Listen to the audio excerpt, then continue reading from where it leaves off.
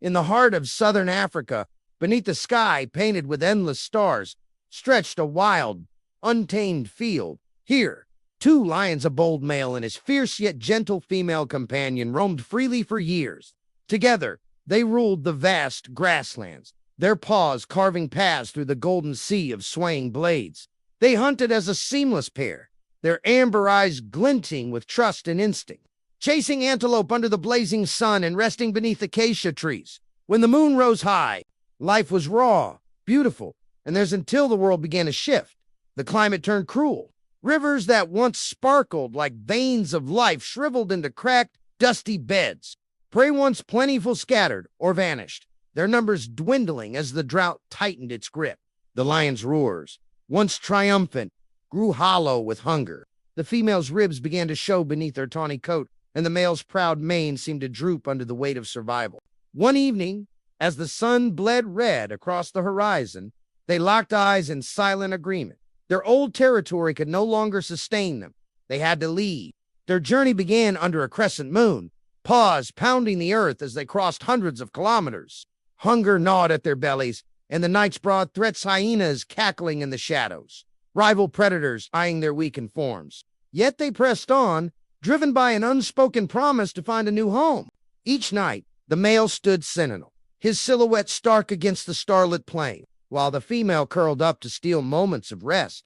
Her strength waned, but her spirit burned bright, fueled by his unwavering presence. Weeks bled into one another until a faint scent carried on the wind fresh water. The musk of wild herds beckoned them forward. They followed it, their pace quickening with hope, until they reached the edges of Makado National Park. This sprawling sanctuary, one of South Africa's crown jewels, unfurled before them, endless grasslands, shimmering rivers, and a symphony of life. The lions paused, noses twitching, taking in the unfamiliar patrol cars rumbling in the distance, fences glinting under the sun, guard posts dotting the landscape. They didn't understand these human marks, but they sensed safety. At Makado, two staff members soon noticed the newcomers. Ccio, a weathered patrol driver with sun-etched lines on his face, knew every curve of the savannah like the back of his hand.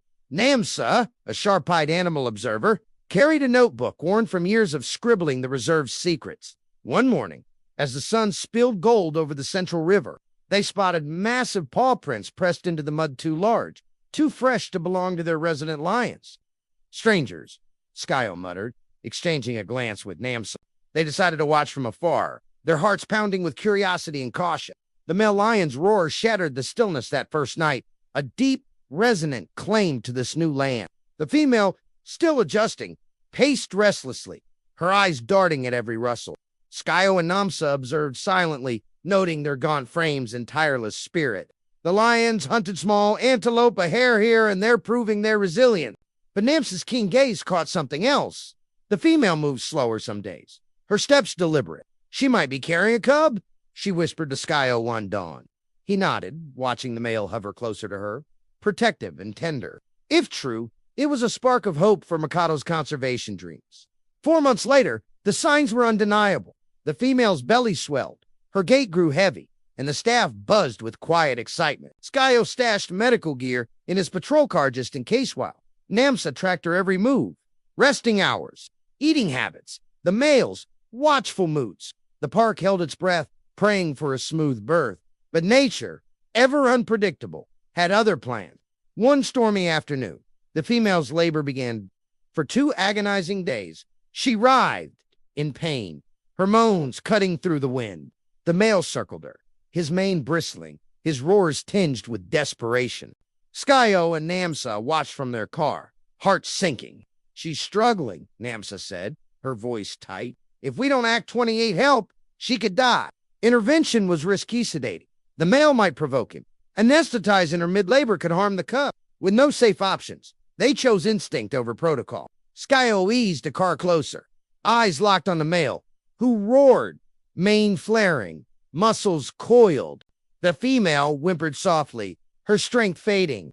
Namsa clutched the medical kit, whispering, "We have to try." Ccio nodded, stepping out slowly, hands steady, despite the adrenaline surging through him. The male advanced, growling, but hesitated perhaps, sensing their intent wasn't harm.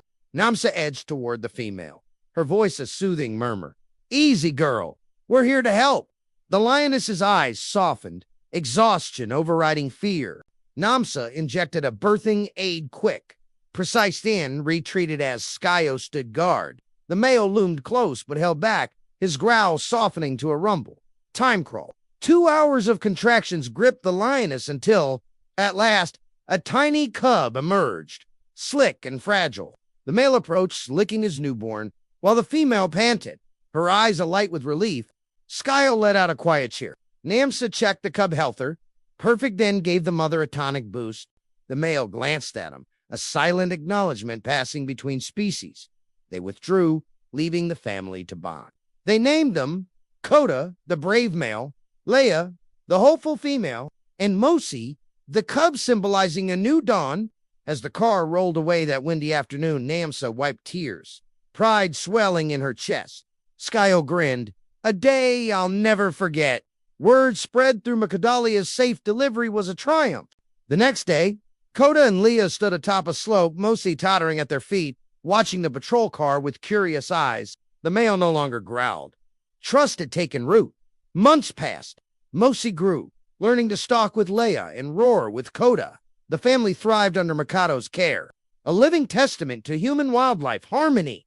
Ccio and Namsa never forgot the day the lionesses surrendered, the cub's first cry. Their story rippled beyond the reserve, inspiring animal lovers everywhere. Each patrol brought familiar glances from Kota, Leia, and Mosi, a quiet gratitude etched in their gaze. Under dawn's glow, the lion family stood serene on the grassland. Kota guarded, Leia nurtured, and Mosi bounded stronger daily. When Scios car hummed by, Kota merely flicked an ear. At ease, Namsa smiled, recalling their perilous trek. The divide between man and nature blurred that day, proving every life matters. Their efforts had preserved a predant, a legacy.